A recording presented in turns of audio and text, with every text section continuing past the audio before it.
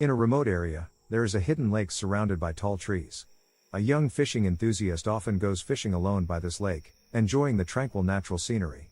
The lake, far away from the hustle and bustle of the city, is a perfect retreat with hardly any interruptions.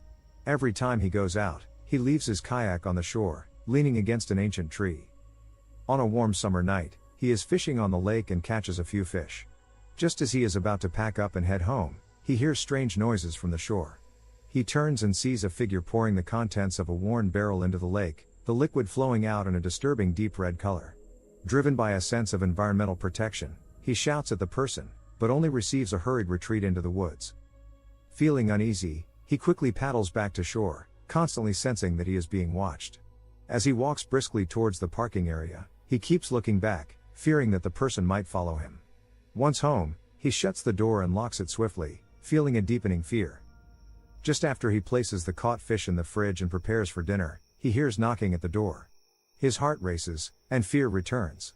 At that moment, a low voice from outside claims he wants to explain what happened earlier.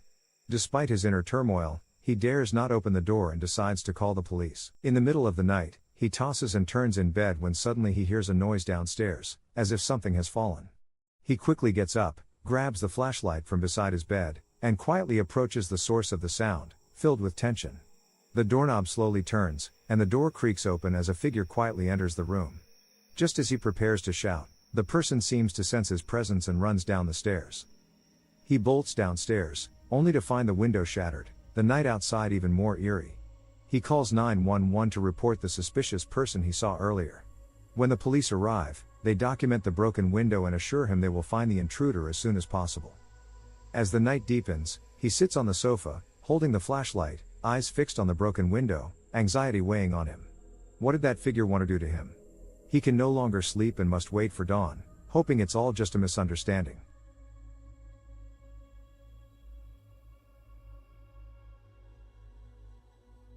One quiet evening, the narrator recalls a fishing trip with his uncle and a few friends. It started as a typical outing, their boat gliding smoothly on the calm surface of the lake. Dense forests surrounded the lake, filling the place with tranquility, with only the sound of birds and water lapping against the boat. The air was crisp, and the fishing was good. As time passed, a thick fog silently rolled in, covering the entire lake. The once clear path to the shore became blurred, and they quickly lost sight of the landmarks around them. The world shrank, with only the boat and the faint outline of trees visible. Conversations faded, and as unease spread, they realized they had lost their way on the lake, something they hadn't anticipated. They rowed quietly, trying to find their way through the fog, when suddenly, they heard a sound, footsteps on the forest floor, accompanied by faint whispers. Shadows flickered in the fog, as if darting between the trees.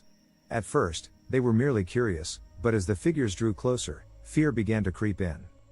One of the friends called out, thinking they might be hikers or locals passing by.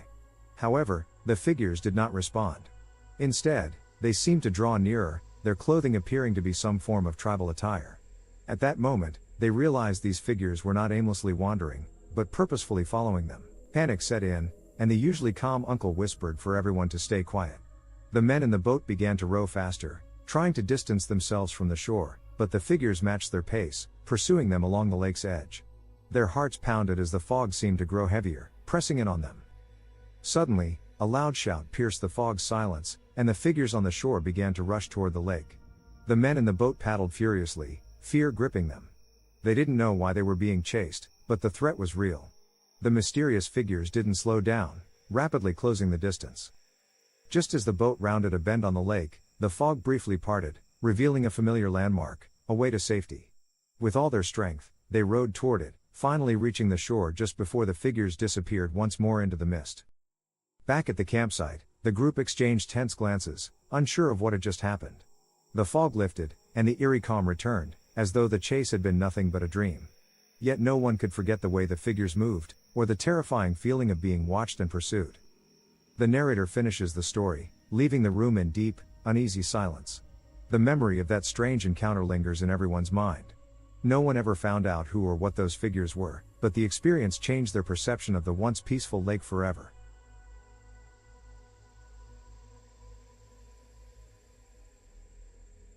My father once shared an experience that remains unforgettable to him to this day. It happened during a fishing trip he took with my uncle and some friends. They had set out to find a quiet spot to relax and enjoy the sea breeze and the fun of fishing. That day, the sea was unusually calm, the sun hung high in the sky, and everything seemed perfect. However, things didn't go as smoothly as they expected. As time passed, the sea suddenly became shrouded in a thick layer of fog, and almost instantly, their vision became blurry. The waters they once knew well turned unfamiliar, and they could no longer figure out which direction to go. GPS signals came and went, and their phones became useless accessories. While they were desperately trying to find a signal, they suddenly heard faint footsteps coming from within the fog. A group of strange figures gradually appeared, emerging from the dense mist, dressed as though they belonged to a long-lost era. Their movements were quick and synchronized, with unreadable expressions on their faces. Suddenly, these people began to move swiftly towards them, as if trying to prevent them from leaving. My father and his companions, panicking, turned and ran towards their boat. They quickened their pace, their hearts pounding in their ears, with the footsteps of those figures echoing through the fog. By the time they jumped into the boat and started the engine, the group had already vanished into the mist along the shoreline. They didn't look back, they only knew they had to get away from that place as fast as possible. Once the fog cleared, they realized they had drifted off course, and the direction they had taken was completely unfamiliar. Although they eventually made it back to shore safely, that eerie night and the mysterious pursuers remained an unsolved mystery in their minds. That's my father's story, a strange encounter of being lost and escaping. Though he never returned to that place, whenever he talks about it, the expression on his face is always complex and hard to describe.